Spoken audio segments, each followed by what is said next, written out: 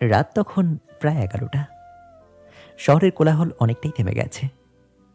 অনেকে তখন ঘুমে ডুবে গেছে, কেউ বা সিরিয়াল দেখে, আবার ফোনে চোখ রেখেছে। এরই মাঝে দীপশিখা বসে আছে নিজের ঘরে, মোবাইল হাতে, আঙুলে আঙুলে ফেসবুক স্ক্রোল করছে। হঠাৎ তার চোখ আটকে গেল একটা পোস্টটা করেছে এক তরুণ, সৌভিক। পোস্টের ছবি নেই, কেবল কিছু লাইন। কিন্তু লাইনগুলো পড়েই দীপশিখার মনে হলো, এত গভীর কথা আজকাল কে লেখে? পোস্ট লেখা ছিল, মানুষ তার হৃদয়ের জন্য দায়ী, আর ভালোবাসা মানেই দায়িত্ব নেওয়া।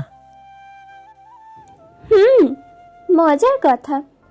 এখনকার ছেলেরা তো শুধু মজা আর সময় কাটানোর জন্যই কথা বলে, কিন্তু এই ছেলেটা যেন অন্যরকম। দেখি তো ওর প্রোফাইলে কি আছে।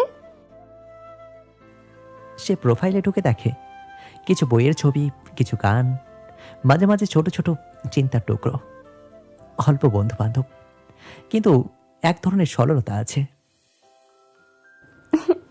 চলো একটা কমেন্ট করে দেখি। বলে মাত্র দীপশিখা লিখতে শুরু করলো, উক্তিটা খুব সুন্দর, কিন্তু আজকাল ভালোবাসায় দায়িত্ব নেওয়া মানুষ খুঁজে পাওয়া কি সহজ?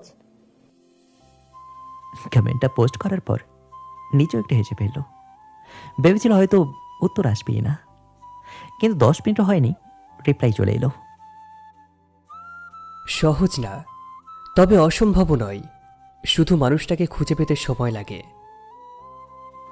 আরে, এ তো উত্তর দিল, আর বেশ ভেবেচিন্তেই দিল মনে হয়।